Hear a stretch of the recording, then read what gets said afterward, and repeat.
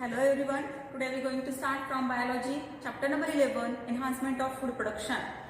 In our previous lecture, we have seen some microbes which is useful in preparation of food. For example, food industries, we prepare some household products by using fermentation with the help of fermenting bacteria. Today's lecture we are discussing about role of microbes in industrial production. In industrial production, what is the role of microbes? So first of all, during fermentation, during industrial process, during fermentation, there are so many products are produced like as alcoholic beverages, enzymes, organic acids, biofertilizers and growth hormones. म्हणजे काय, ज्या वेळेला fermentation होत असतं इंडस्ट्रीमध्ये products form होत असताना त्यावेळेला बरेचसे असे सेकंडरी प्रोडक्ट्स जे बाहेर पडतात त्याच्यामध्ये ब्युरेज अल्कोहोलिक ब्युरेजेस असतात, काही प्रमाणात ऑर्गॅनिक ऍसिड्स, बायोफर्टिलायझर्स, एन्झाइम्स आणि काही ग्रोथ हार्मोन्स बाहेर पडत असतात. तर हे जे पडत असताना अल्कोहोलिक फर्मेंटेशन होत असतं. So this it is also called as या प्रोडक्ट्सना सेकंडरी मेटाबोलाइट्स असं सुद्धा म्हटलं जातं. या प्रोडक्ट्सना सेकंडरी मेटाबोलाइट्स असं सुद्धा म्हटलं जातं की जे फर्मेंटेशन होत असताना जे हे प्रोडक्ट्स जे आहेत हे तयार होत असतात. So this secondary metabolites which is produced during idiophase. हे जे सेकंडरी मेटाबोलाइट्स आहेत हे प्रोडक्ट्स इडिओफेज मध्ये तयार होत असतात की ज्याचा मायक्रो ऑर्गॅनिझम्सच्या ग्रोथसाठी कोणताही उपयोग नसतो. मायक्रो ऑर्गॅनिझम्सच्या ग्रोथसाठी कोणताही उपयोग नसतो. अशा पद्धतीनं हे सेकंडरी मेटाबोलाइट्स हे इडिओफेज मध्ये मायक्रो ऑर्गॅनिझम्स च्या मदतीनं तयार होत असतात. आता याच्यामध्ये one type of substrate and one type of micro organism यांच्या फॉर्मेशननी काय होत असतं, एक डिझायर्ड प्रोडक्ट असं तयार होत असतं. So but for the preparation of during the production of this industrial products म्हणजे हे प्रोडक्ट्स होत असताना at that time micro organisms play major role. Micro organisms काय करतात, मेजर रोल प्ले करतात. So for the production of this micro organisms where is the growth is most important. ह्या process होत असताना मायक्रो ऑर्गॅनिझमची ग्रोथ होणं फार महत्वाचं असतं आणि ही जी ग्रोथ आहे ही इंडस्ट्रीजमध्ये लार्ज स्केलमध्ये व्हायला लागते. तर ह्याला त्या मायक्रो ऑर्गॅनिझम्सला ग्रो होण्यासाठी लार्ज स्केलमध्ये ग्रो होण्यासाठी एक वेसल्स यूज केलं जातं. या वेसल्सला काय म्हणतात, फर्मेंटर असं म्हणतात. म्हणजेच काय, इंडस्ट्रीजमध्ये फर्मेंटेशनसाठी जे मायक्रो ऑर्गॅनिझम्स उपयोगी असतात हे मायक्रो ऑर्गॅनिझम्स एका मोठ्या स्केलमध्ये इंडस्ट्रीजमध्ये पाहिजे असतात, रिक्वायर्ड असतात. मग ह्या ज्या मायक्रो ऑर्गॅनिझम्स असतात हे लार्ज वेसल्समध्ये ग्रो केल्या जातात.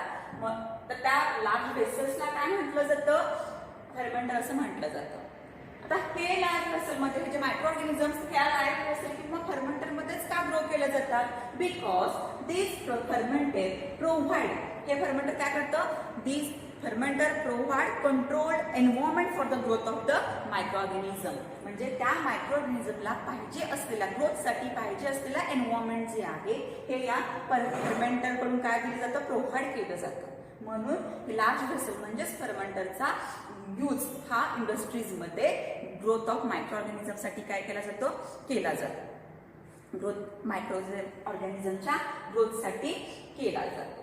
ओके, तर अशा पद्धतीनं इंडस्ट्रीजमध्ये प्रोडक्शन होत असताना आपण पहिला बाय प्रोडक्ट बघितलेला आहे तो म्हणजे कुठला, अल्कोहोलिक बिवरेजेस. तर first of all how production of alcoholic beverages, first of all production of alcoholic beverages आपण बघूया.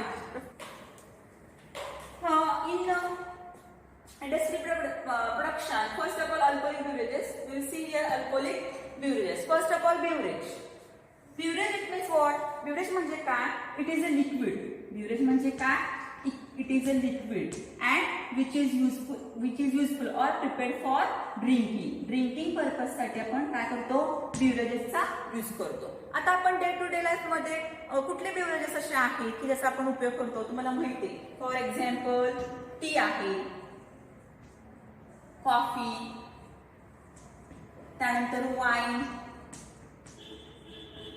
विस्की, रम, ब्रँडी असे बरेचसेच एक्झाम्पल्स आपल्याला या बिव्हरेजेसमध्ये घेता येतील. हे बिव्हरेजेस का घेतो आपण?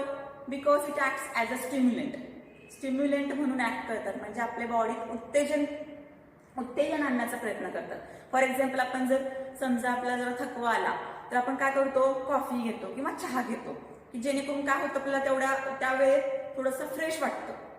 का फ्रेश वाटतं? त्याच वेळेला हे जे बिव्हरेज आहे किंवा टी कॉफी आहे हे त्यावेळेला स्टिम्युलंट म्हणून काय करतं?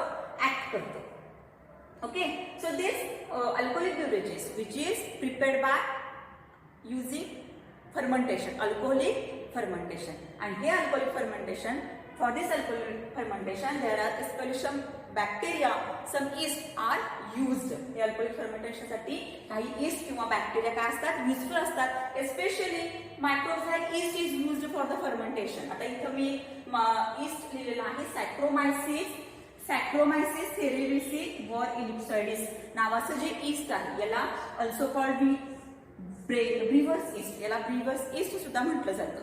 तर दिस Saccharomyces cerevisiae or ellipsoides which is used for the fermentation of malted cereals.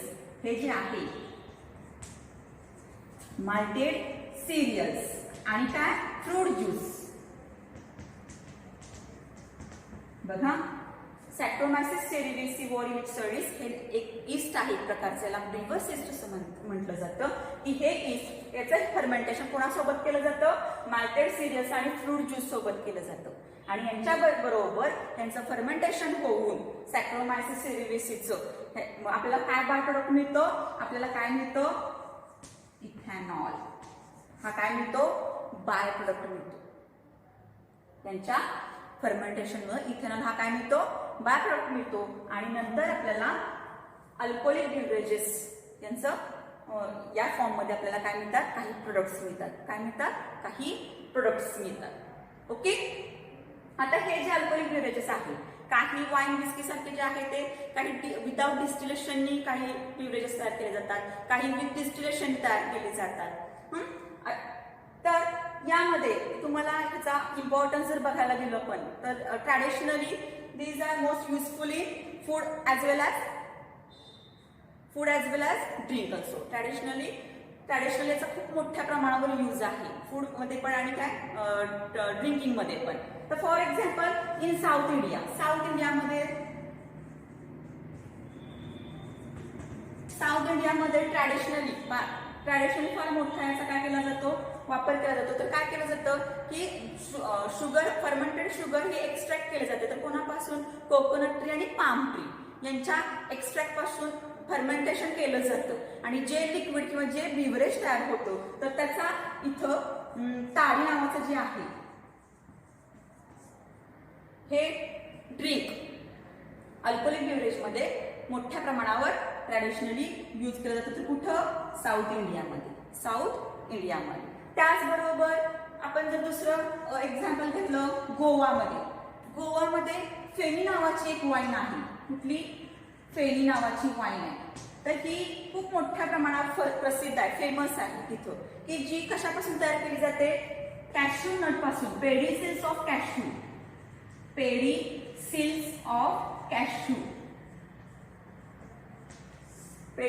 Cashew म्हणजे काजूच्या फ्लॉवर किंवा फ्रूटच्या एक्स्ट्रॅक्ट पासून हे जी वाईन आहे ही तयार केली जाते.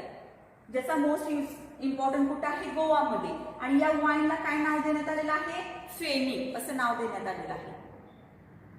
तर अशा पद्धतीनं हे जे अल्कोहोलिक बिव्हरेज आहे याचा मोस्टली आपल्या लाईफमध्ये फार मोठ्या प्रमाणात काय आहे? इम्पॉर्टन्स आहे की जे ईस्ट फर्मेंटेशन मुळे तयार केलं जातं. कुठलं ईस्ट आहे? तर Saccharomyces cerevisiae or ellipsoides. Okay, आणि हे जे अल्कोहोल आहे, this alcohol are prepared in large scale in इंडस्ट्रीमध्ये मोठ्या प्रमाणावर हे जे आहे ट्युब्युलर टॉवर फर्मेंटर या इक्विपमेंटच्या साह्यानं, या इक्विपमेंटच्या उपयोगानं मोठ्या प्रमाणावर इंडस्ट्रीजमध्ये मोठ्या प्रमाणावर अल्कोहोल तयार केलं जातं. या ठिकाणी ही जी डायग्राम ड्रॉ केलेली आहे हे इक्विपमेंट आहे की ज्याचा उपयोग करून आपल्याला मोठ्या प्रमाणावर अल्कोहोल तयार करता येतं. Okay, so in this way we discussed role of microbes in industrial products. There are formation of secondary metabolites, the fermenter. It is a large vessel in which microbes grows in this vessel. Then next point, production of alcoholic beverages, and with the help of yeast Saccharomyces cerevisiae in studies, it is also called as brewers yeast, which is mostly used for fermented malted cereal and fruit juices and produce alcoholic beverages. Okay, so we stop here. Thank you.